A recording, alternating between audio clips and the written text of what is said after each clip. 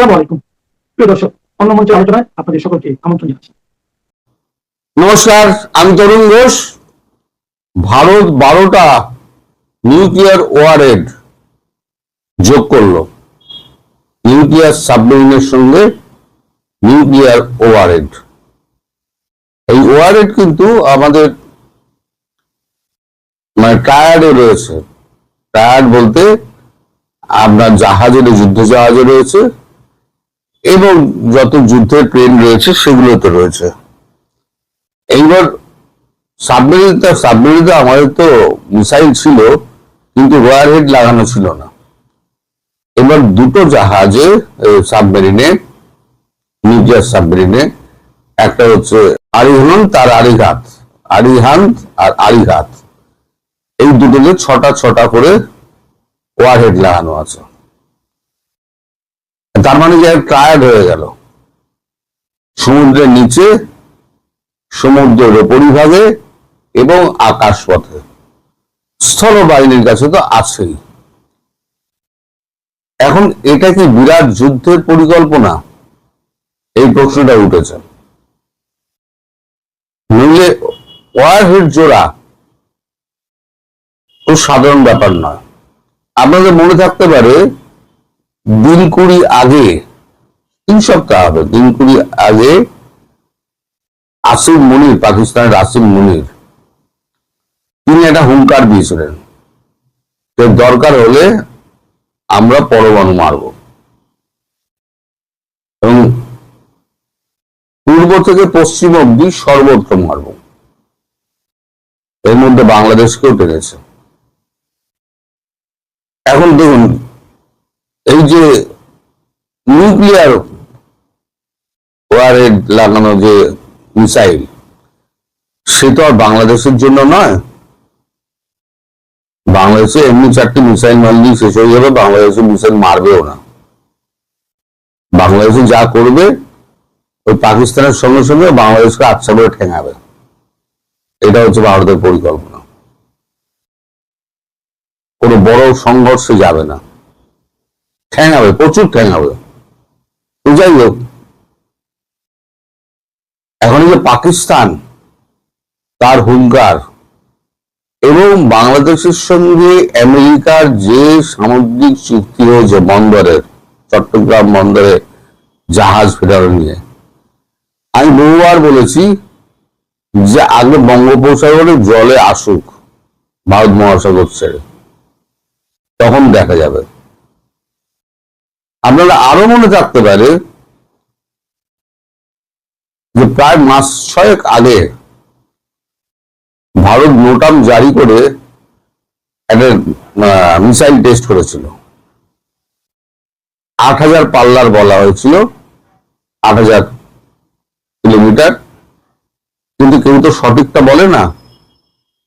10,000 হতে পারে, 12,000 হতে পারে, কিন্তু 8000 ভারত বলেছিল। 8000 না 10,000 এরকম বলেছিল।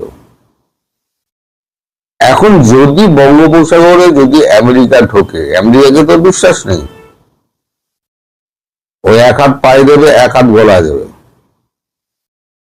এই বন্ধুত্বের চিঠি পাঠাচ্ছে, আবার সঙ্গে সঙ্গে যুদ্ধ জাহাজ বঙ্গোপসাগরে পাঠাচ্ছে, যার জন্য মোদিজি ওনার সঙ্গে কথা বলেন না, বিশেষ ওনাকে পাত্তাও দেন না। কি আগে ঢোক, তারপরে দেখছি। এটা একটা মেসেজই হতে পারে যে তুমি যদি বঙ্গোপসাগরের বুকে যদি তুমি তরি ভেড়াও, তাহলে তোমার কিন্তু কষ্ট আছে। ভারতের একটা রাগ রয়েছে, কারণ ওই ইরানের ওখানে ওমান থেকে ঢোকার মুখে ওইখানে কিন্তু ভারতীয় জাহাজকে, একটা বাণিজ্যিক জাহাজ, যুদ্ধ জাহাজ নয়, বাণিজ্যিক জাহাজে মিসাইল মেরে দিয়েছিল, তাতে 130 জন মারা গিয়েছিল। ভারত সেটা বলেনি, বারবার কমিউনিকেট করা হয়েছে এটা হচ্ছে বাণিজ্যিক জাহাজ, এতে বিভিন্ন পণ্য রয়েছে, তেল নেই, আমাদের হরমুজ প্রণালী ক্রস করতে দেওয়া হোক। আমেরিকা বলছে যে আমরা কোনো বার্তা পাইনি। এদিকে আমাদের ট্রান্সক্রিপ্টে রয়েছে সমস্ত বার্তা ওরা রিসিভ করেছেন। তার মানে জেনে শুনে ইচ্ছে করে একটা পণ্যবাহী জাহাজকে অ্যাটাক করে নিজের বাহাদুরি দেখালে। তুমি কত বড় বাহাদুর। এই যে শোনা যাচ্ছে না একটা বৈঠক হবে জেনেভাতে না কোথায়, ইউরোপের কোথায়, শান্তির বৈঠক। ইরান বলছে আমি এরকম কিছু জানি না। ট্রাম্প একদিকে বৈঠকের কথা, শান্তির বাণী কথা বলে, তারপরের দিন গিয়ে বোমা ফেলে। দ্রুত সাপ। এখন ভারত আরো টাইট করে অবস্থায় বসে গেছে, না বাংলাদেশকে সাহায্য করতে দেবে না পাকিস্তানকে সাহায্য করতে দেবে। আর RIC কে বড় ভয়, খুব ভয়। পুতিন এর মধ্যে আপনাদের বলেছিলাম বেজিং এর সঙ্গে কথাবার্তা বলে, জিনপিং এর সঙ্গে কথাবার্তা বলে, মোদির সঙ্গে কথাবার্তা বলেছেন এবং মোদি সম্ভবত একবার বেজিং যাবেন অথবা শি জিনপিং একবার ভারতে আসবেন। মানে পুতিনকে সঙ্গে দুই দেশের রাষ্ট্রনায়ক, দুই প্রেসিডেন্ট ভারতে আসবেন RICর গঠন নিয়ে। এটাও ভারত আমেরিকার একটা মাথা ব্যথার অন্যতম কারণ। RIC গঠন যদি হয়ে যায়, ইরানকে সঙ্গে যদি নিয়ে নেয়, বাংলাদেশকে সঙ্গে যদি নিয়ে নেয়, তাহলে একেবারে আমেরিকা পুরো আলাদা হয়ে যাবে। আমেরিকা পুরো চাপে পড়ে যাবে। কারণ এশিয়ার আর কোনো দেশ নেই, কারণ মায়ানমার কিন্তু ভারতের সঙ্গে আছে, মনে রাখতে হবে। এশিয়ার আর কোনো দেশ নেই, সে কাম্বোডিয়া থেকে আপনি থাইল্যান্ড বলুন আর বলুন কি বলে ভিয়েতনাম বলুন, কেউ কিন্তু এই তিনটে দেশের প্রভাবের বাইরে নয়। সবাই এই তিনটে দেশের প্রভাবের মধ্যেই রয়েছে। সুতরাং এই তিনটে দেশের বাইরে গিয়ে কোনো কিছু করবে সেটা কিন্তু সম্ভব নয়। ফলে দক্ষিণ পূর্ব এশিয়া এবং পশ্চিম এশিয়া অর্থাৎ ইরান আমেরিকার হাতছাড়া হবে। মানে সে রেড সি ছেড়ে, রেড সিতেও সে নিরাপদ নয়, ওখানে হুতি আর হামাস বসে আছে। কাউকেই এখন নিশ্চিহ্ন করতে পারেনি কিন্তু ইসরায়েল রোজ দাবি করে যাচ্ছে ও মেরে যাচ্ছে, কিন্তু হুতি হামাস কাউকে কিন্তু নিশ্চিহ্ন করতে পারেনি। গাজা উনি অর্ধেকের বেশি ধ্বংস করে দিয়েছে, সাধারণ মানুষ মেরেছেন। কিছু জঙ্গি নিশ্চয়ই মারা গেছে, অবশ্যই মারা গেছে, কিন্তু যে উদ্দেশ্য উনি করেছেন সেই উদ্দেশ্য কিন্তু এখনো সফল হয়নি। আর এত বছর স্যাংশনের পর ইরান যদি বেঁচে থাকে, একটা প্রাচীন সভ্যতা বলেছি না বারবার, একটা প্রাচীন সভ্যতা যদি বেঁচে থাকে, তাহলে পরে তাকে শেষ করা কিন্তু খুব মুশকিল। কারণ তার পেছনে তিনটে বৃহৎ শক্তি রয়েছে, রাশিয়া রয়েছে, চীন রয়েছে এবং পরোক্ষে ভারত রয়েছে। আমেরিকা কত সাপোর্ট দেবে? তাকে ইসরায়েলকে সাপোর্ট দিতে হচ্ছে, তাকে 6টা OIC কান্ট্রিকে সাপোর্ট দিতে হচ্ছে, যারা উপসাগরীয় দেশগুলো, সে দুবাই থেকে বাহারিন পর্যন্ত সব কত সাপোর্ট দেবে? বাজেটারি সারপ্লাস এখন আর হচ্ছে না, এখন তো বাজেটটা মাইনাসে চলে গিয়েছে। এবার বলি আপনার আমেরিকার ধারের কথা। আমেরিকার ধার 42 ট্রিলিয়নে পৌঁছে গেছে।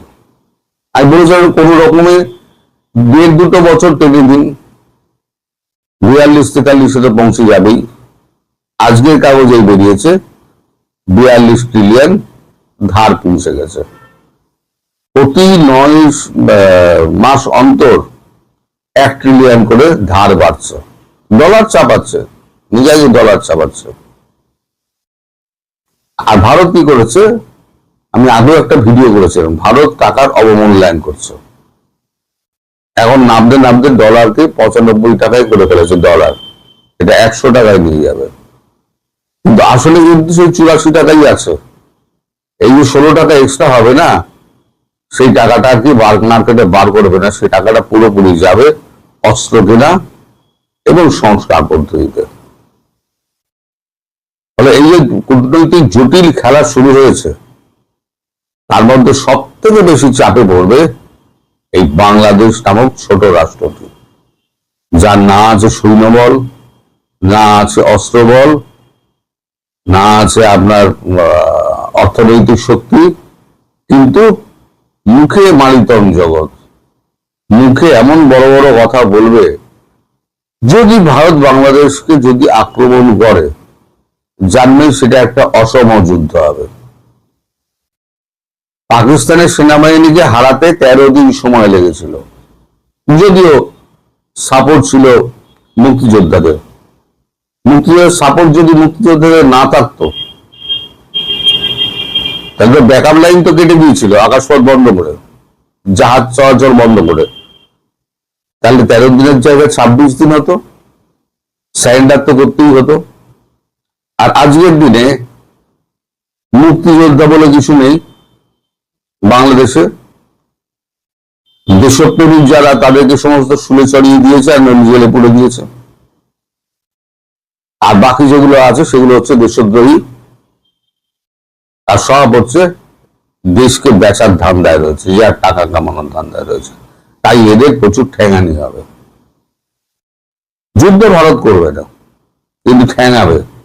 যুদ্ধ করলে সেটা অসম যুদ্ধ হবে, ভারতের পক্ষে সেটা লজ্জাকর যে বাংলাদেশের মধ্যে একটা ছোট রাষ্ট্রকে যুদ্ধে জড়িয়ে দিল। সেটা ভারত করবে না, মারবে পাকিস্তানকে, মারবে আমেরিকাকে। ভারত অত কাঁচা খেলোয়াড় না। সুতরাং আপনারা যা করছেন আপনারা করুন, আর ভবিষ্যৎ কিন্তু খুব খারাপ। ওই একদম গুলি চলতো, মানে হুঙ্কার দিয়ে গুলি চালানোর কথা বললেন কেন? এখন তো চালানোর কথা বলছে। যেদিকে দুম করে চালিয়ে দেবে না, সেদিকে দেখবেন দুর্দার করে পালাচ্ছে একেবারে। ওই ভারতের চাষিদের ক্ষেত থেকে ফসল তুলে নাচতে নাচতে যাওয়া একটাও ধারে কাছে পাওয়া যাবে না। আমি পরিশেষে বলবো, বাংলাদেশ যদি শোধরায় তো শোধরাগ, আর যদি ভালো কথায় শোধরায় না শোধরায়, তার মোদীজি একটা কথা কিন্তু অফ সিঁদুরে বলেছিলেন, সিঁদুরের পরে পায়েলগাঁওয়ের পর, যে ভাষা বোঝে আমি সেই ভাষাতেই তাকে জবাব দেবো। বাংলাদেশের ক্ষেত্রেও কিন্তু সেটা প্রযোজ্য। বাংলাদেশ যে ভাষা বোঝে, বাংলাদেশকে সেই ভাষাতেই ভারত জবাব দেবে। অনেক চেষ্টা করা হয়েছে, অনেক ভালো করার চেষ্টা করা হয়েছে, কিন্তু কুত্তার লেজ কখনো সিধা হবে না। আসসালামু আলাইকুম। ভালো থাকবেন, সুস্থ থাকবেন, সাবধানে থাকবেন। নমস্কার। আজকে যে বিষয়টি নিয়ে আলোচনা করব, কোন রকম ভূমিকা না টেনে সরাসরি আলোচনা করব। জামাত এবং বিএনপির যে সম্পর্ক, যেটি পার্লামেন্টে আপনারা যেটিকে দহরম মহরম দেখছেন, কিংবা অতীতের স্মৃতিতে যদি আপনি ফিরে যান, তাহলে যেখানে আপনি দেখবেন জামাত এবং বিএনপি ভাই ভাই, জামাত এবং বিএনপির ঐক্যমত্যে সরকার, সেই জিনিসটি নষ্ট হয়ে গেছে। জামাত কৌশলী একটা দল, সারাটা জীবন তারা কৌশল করে সফলতা লাভ করেছে।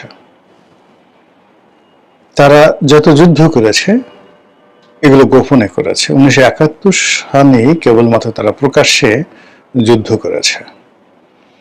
এর বাইরে 1947 থেকে আজকের অবধি তাদের সকল যুদ্ধগুলো, প্রতিবাদগুলো গোপনে করেছে, রাতের আধারে করেছে, এবং তারা শরীরের চাইতে মনকে, শরীরের চাইতে ব্রেনকে বেশি ব্যবহার করেছে। কাজেই বর্তমান জামানাতে তারেক রহমান সাহেবের সঙ্গে জামাতের আমিরের ব্যক্তিগত সম্পর্ক, সালাউদ্দিন সাহেবের সাথে জামাতের আমিরের বা জামাতের সভাপতির কৌশল বা কুশল বিনিময়, এটা জামাতের একটা কৌশল। কিন্তু বাস্তবতা হলো যে এই দুটো রাজনৈতিক দল, এদের মধ্যে বিভেদ এবং সংবাদ একেবারে চরম আকার ধারণ করেছে, এবং এটা নিষ্পত্তি হওয়ার নয়। এটি মানে কোনো অবস্থাতে এখানে সমঝোতা সম্ভব নয়। এর কারণ হলো আপনার তলোয়ার দুটো, কিন্তু তলোয়ারের খাপ হলো একটা। আপনার যে কোনো একজনের মধ্যে ঢুকতে পারবে। সিংহাসন, পৃথিবীতে হাজার হাজার ইতিহাস রয়েছে যেখানে 4-5 ভাই মিলে একজনকে বিয়ে করেছে, বউ বিয়ে করেছে। প্রেমিকাকে প্রেমিকরা ভাগ করেছে, অথবা প্রেমিক একজন পুরুষ আছে, 4 জন নারী আছে, এই একজন পুরুষকে 4 জন নারী সময়ের প্রয়োজনে মেনে নিয়েছে। এমনি কিন্তু আপনি আমাদের স্বাভাবিক সমাজে এটি হয় না, মানে 4 বউ একসাথে একজন জামাইকে মেনে নেয় না, কিন্তু সময়ের প্রয়োজনে যখন পুরুষ থাকে একজন, 4 জন নারী অসহায়, তখন তাদের প্রয়োজনে তারা সেটাকে মেনে নেয়। অথবা একটা পুরুষ, 4 জন পুরুষ বা 5 জন পুরুষ, তাদের একজন স্ত্রী থাকবে, পালাক্রমে তারা তাদের স্ত্রীর কাছে যাবে, একদিন একজন, আরেকদিন আরেকজন। এটা কোনো অবস্থাতেই আমাদের এই সমাজে কল্পনা করা যায় না, কিন্তু এই ঘটনা এখনো ঘটছে পৃথিবীতে, আর অতীতে অহরহ ঘটেছে। এবং প্রায় কয়েক হাজার বছর ধরে মাতৃতান্ত্রিক সমাজে এইভাবে নারীরা অ্যাবসলিউটলি স্বাধীন ছিল, তারা একাধিক পুরুষদেরকে বিয়ে করত। তো এই যে সময়ের প্রয়োজনে যা কিছু অসম্ভব ঘটে, এর মূল কারণটা হলো ক্ষুন্নিবৃত্তি, ক্ষুধার চাহিদা। ক্ষুধার প্রয়োজনে মানুষ এই কাজগুলো, অসম্ভব কাজগুলো করে। কিন্তু যখন ক্ষুধা নিবৃত্ত হয়ে যায়, প্রয়োজন ফুরিয়ে যায়, তখন না সেই জিনিসগুলো তারা থাকে না, তখন তারা স্বাভাবিক অবস্থায় চলে আসে। তো জামাত এবং বিএনপির যে সম্পর্কটি, এটি ছিল প্রয়োজনের তাগিদে, সময়ের প্রয়োজনে। আর এখন যে পরিবেশ পরিস্থিতি তৈরি হয়েছে, সেটাও সময়ের প্রয়োজনে। বিএনপি এবং জামাতের এই যে সম্পর্কটি, এই সম্পর্কটি এখন অহিনকুল এবং ডাকুমরার সম্পর্কে পরিণত হয়েছে। আর এই সম্পর্কটি কোনো অবস্থাতেই রিবিল্ড করা সম্ভব নয়। এটি বিরোধ, এটি সংঘাত, এটি মতদ্বৈততা, এবং উভয় পক্ষ মানে ব্যাপক ক্ষয়ক্ষতির মোকাবেলা না করে, ক্ষয়ক্ষতির সম্মুখীন না হয়ে, যুদ্ধ না করে এখানে সমঝোতা বা শান্তি চুক্তিতে তারা আসতে পারবে না। কারণটা হলো, সমস্যাটা তৈরি হয়েছে রিজিক নিয়ে, পেটে লাথি দেওয়া হয়েছে। আপনি যখন কারো পেটে লাথি দিবেন, তখন সে সেটা মেনে নেবে না। এখন ধরুন, গত 2টি বছর ধরে জামাত যে জায়গাগুলোতে তারা তাদের আধিপত্য বিস্তার করেছিল, মিলিটারিতে, জুডিশিয়ারিতে, সিভিল অ্যাডমিনিস্ট্রেশনে, পুলিশে, ব্যবসা বাণিজ্যে, ব্যাংক, বিমায়, সর্বত্র এই 100 দিনে, সরকারের 100 দিনে জামাতের সব কিছু তছনছ করে দেওয়া হয়েছে। যেখানে যেখানে জামাত ছিল, সেখানে খুঁজে খুঁজে খুঁজে খুঁজে, অর্থাৎ আওয়ামী লীগকে যেভাবে এই যাকে বলা হয় অপদস্থ করা হয়েছে, শুধুমাত্র জামাতের লোকজনকে জেলে নেওয়া হয়নি, কিন্তু জামাতের সাথে জেলে গেলে জামাতের জন্য বেটার হতো। সেই কাজগুলো না করে যেটা করা হয়েছে, প্রত্যেকটা জায়গা থেকে জামাতকে উচ্ছেদ করা হয়েছে, তাদের রুটি রুজিতে হাত দেওয়া হয়েছে। আওয়ামী লীগ যেভাবে তাদের আর্থিক প্রতিষ্ঠানগুলোকে টার্গেট করেছিল, বিএনপি একইভাবে তাদের আর্থিক প্রতিষ্ঠানগুলোকে টার্গেট করেছে। আপনারা সাম্প্রতিক সময় দেখেছেন যে তাদের খোলামেলা কথাই, যেটা হলো বাংলাদেশের বেশ কয়েকটি শিল্প প্রতিষ্ঠান রয়েছে, যেমন নাবিল গ্রুপ আছে, আকিজ গ্রুপ আছে। এই আকিজ গ্রুপ, নাবিল গ্রুপ, এরা সবাই জামাতের কট্টর সাপোর্টার। পুরো আকিজ গ্রুপের পুরো পরিবার, এর মধ্যে ইভেন আকিজ গ্রুপে আওয়ামী লীগের সমর্থক আছে, আওয়ামী লীগের এমপি ছিল, কিন্তু তারাও মূলত জামাতের প্রতি সফটেন। তো সেই আকিজ গ্রুপের মালিক বশির উদ্দিন, ওদের অনেকগুলো গ্রুপ বিভাগ আছে, ভাইরা আলাদা আলাদা ব্যবসা করেছে। এই যে বশির উদ্দিনকে যে বাণিজ্য উপদেষ্টা বানানো হলো, এটা মূলত জামাতের তদবিরে। জামাতকে যারা বিভিন্ন সময় সবচেয়ে বড় অঙ্কের টাকা ডোনেট করে, তার মধ্যে আকিজ গ্রুপ অন্যতম, এবং তার মধ্যে এই আবনি হাসপাতালের যে মালিক, যে ভদ্রলোক আছেন তিনি জামাতের প্রধানতম ডোনার। আর সেই আদ্দিন হাসপাতালের ভিতরে একটা মসজিদ আছে, এবং সেই মসজিদের ক্ষতি হলো এই যে এখন যে এমপি হয়েছে, যাকে আমরা রাশ্মিকা মান্দানা বলে ঠাট্টা মস্করা করি, আমির হামজা। এই আমির হামজা মাসে 5 লাখ টাকা বেতনে দীর্ঘদিন ধরে এই আদ্দিন হাসপাতালের উপরে যেটা মসজিদ আছে সেই মসজিদে তিনি চাকরি করতেন। আর এই চাকরির বাইরে গিয়ে তিনি সারা দেশে ওয়াজ এবং মাহফিল করতেন, এবং পুরোটাই এই আদ্দিন হাসপাতাল তাকে প্রমোট করত। জামাতের অনেক বড় বড় নেতা, যেমন ধরুন এই যে এখন আজহারি, আজহারিকে যে আজকের এই পর্যায়ে আনা হলো, এটার পেছনে পুরো আকিজ গ্রুপের একটা বিরাট অবদান রয়েছে। আপনারা যারা যশোর, অভয়নগর, বেনাপোল এই সমস্ত এলাকাতে যেখানে আকিজের ইন্ডাস্ট্রিগুলো, পরিবারগুলো সেখানে আধিপত্য আছে, সেখানকার লোকজন এই ঘটনার চাক্ষুষ সাক্ষী দিতে পারবেন। গত কয়েক বছর ধরে তারা ওখানে বাৎসরিক ওয়াজ মাহফিল, অর্থাৎ যেটা দেলোয়ার হোসেন সাঈদী চট্টগ্রামের প্যারেড ময়দানে করতেন, তার চাইতে বড় বড়, মানে বড় করে ব্যাপক আকারে জাঁকজমক সহকারে এই আকিজ গ্রুপ সেখানে জামাতের যারা বক্তা, সেখানে তারেক মনোয়ার আছে, আজহারি আছে, এদের সবাইকে দাওয়াত করে সেই সিরিজ 6 দিন 7 দিন সেখানে সেই মাহফিল পরিচালনা করত। শেষের দিকে শেখ হাসিনা এটা বন্ধ করে দিয়েছিল। তো সেই আকিজ গ্রুপের আদ্দিন হাসপাতালের লাইসেন্স সরকার স্থগিত করে দিয়েছে। বোঝার চেষ্টা করুন, জামাত শেখ হাসিনার পতনের পরে যদি তারা শুকরানা আদায় করে থাকে, আল্লাহর কাছে শুকরানা আদায় করে থাকে, এবং সবচেয়ে বড় প্রাপ্তি যে আল্লাহ তুমি আমাদেরকে সবচেয়ে বড় প্রাপ্তি দিয়েছো, এটা যে আমার যে সংসদে গেছে তা না, যে আমার যে বিরোধী দলে গেছে তা না, যে আমার যে ইসলামী ব্যাংক ফিরে পেয়েছে, এবং ইসলামী ব্যাংকের কর্মকর্তাদেরকে দিয়ে এস আলমের যে বাকি 5টা ব্যাংক আবার তারা দখল করেছে, ওটা ছিল তাদের সবচেয়ে বড় প্রাপ্তি। এ কারণে জামাত তো বেসিক্যালি একটা বিরোধী দল হবে, এমপি হবে, এটার জন্য জামাত রাজনীতি করে না। জামাত এটা রেভলিউশন করতে চাচ্ছে, ইসলামিক রেভলিউশন। মানে আপনি চিন্তা করেন 1951-52 সনে